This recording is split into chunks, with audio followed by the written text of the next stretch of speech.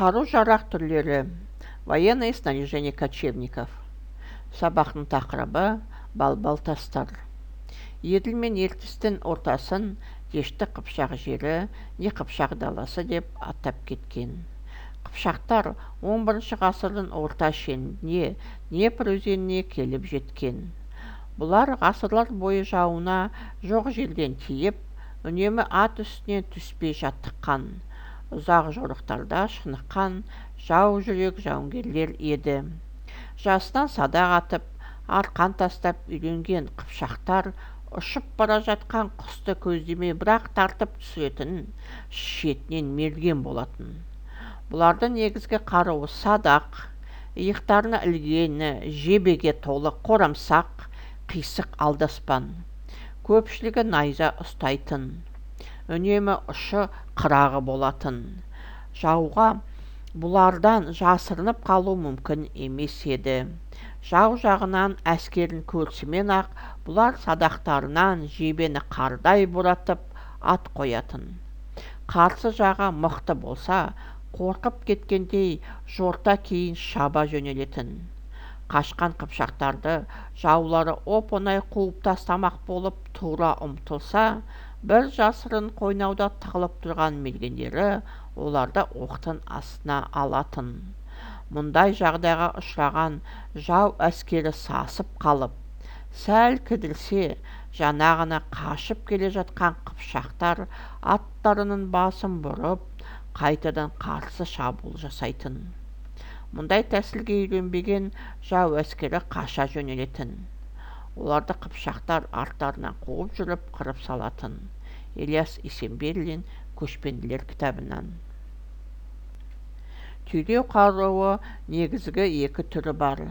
Сауытсыз жауынгерге қарсы найза, ал темір сауытпен жарақтанған адамға ұзын сапты қырланған бір немесе екі үшкір басы бар сүңгі қолданылған. Жауынгерлер найза, сүңгілердің басына әскери дәреже және айыру белгілері ретінде ту, байрақ, жалау, қыл немесе жібек шашақ таққан. Ту қолбасылық лауазымнан, байрақ әскербасылық және батырлық дәрежесінің, қыл мен шашақ жауынгерлік белгісі саналған.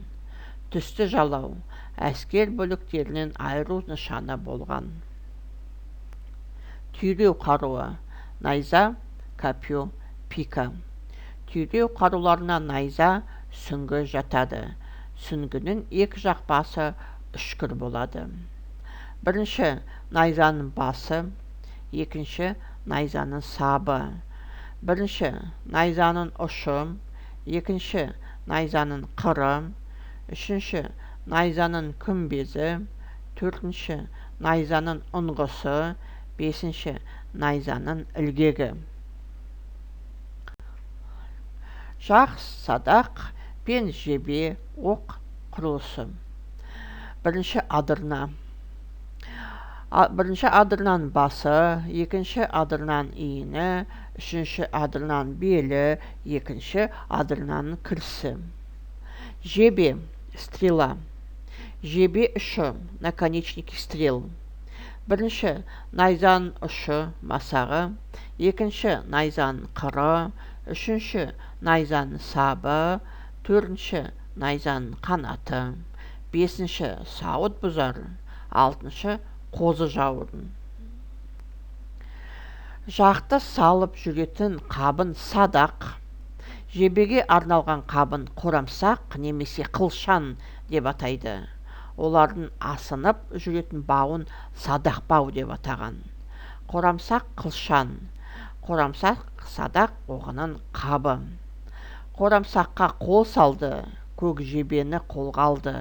Қыдырбайұлы Қобланды, Батырлар жыры, 6 том, 45 бет. Бірінші садақ бау, екінші садақ, үшінші қорамсақ. Орыс тіліндегі қару-жарақ атаулары. Лук, жай садақ, стрела, жебе, колчан, қорамсақ, ружье, мылтық, сабля, қылыш, ножны, қынап, меч, семсер, копье, найза, секира, айбалта, палица шоқпар, кольчуга сауыт, шлем дулыға, щит қалқан. Темір бас киімдер.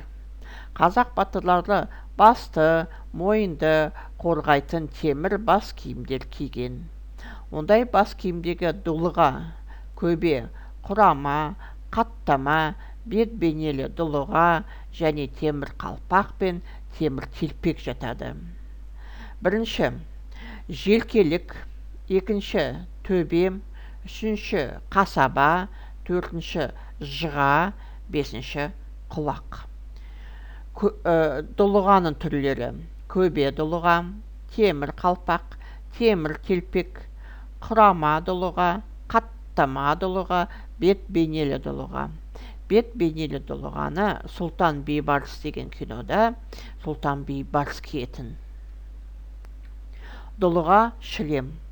Дулыға соғыста оқтан сақтану үшін киетін бас киім. Дулығаның екі жағы мен артқы етегіне темір тор ілініп, адамның мойны мен иығын тымақ тәрізді тұтас жауып тұрады. Дулыға батырдың басын сойыл, шоқпар, қылыш және садақ оғынан сақтауға арналған. Қару құрамы сауыт сайман. Оқ өтпейтін темір сауыт және дулыға. Металл сауыттар темірден, жоғары сапалы болаттан құйылады. Қымбат сауыттарды атақты әскерлер киеді. Қалқандар Орта Азиядан қуатты кісілер арқылы сатылып алынады. Киім-кешек былғарыдан тұратын құрал саймандары қаруланудың керекті атрибуты болды. Составной компонент комплекса вооружения – боевые доспехи, панцири и кольчуги, а также шлемы. Металлические доспехи ковались из железа и высококачественной стали. Такие дорогие и прочные доспехи носили знатные воины. Защитное вооружение покупалось состоятельными людьми в крупных торгово-ремесленных центрах Средней Азии. Экипировка, состоящая из кожаного пояса и его аксессуаров, заканчивала боевое вооружение и была его необходимым атрибутом. Шарайна. Шарайна көбе, жүрек тұсына ұстайтын дөңгелек жарақ. Оқ өтпеу үшін төсіне киетін металл қаптал. Қазақ халқы поэзия тілінде шарайна қабатын көбінесе 9-ға апарады. Төлеген інісі Сансызбайға: бадана көзді кіреуке, 9 қабат көк сауыт.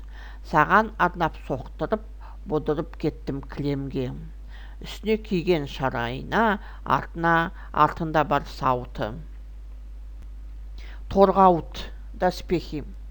Торғауыт оқ өтпес үшін батырлардың киетін сауыты.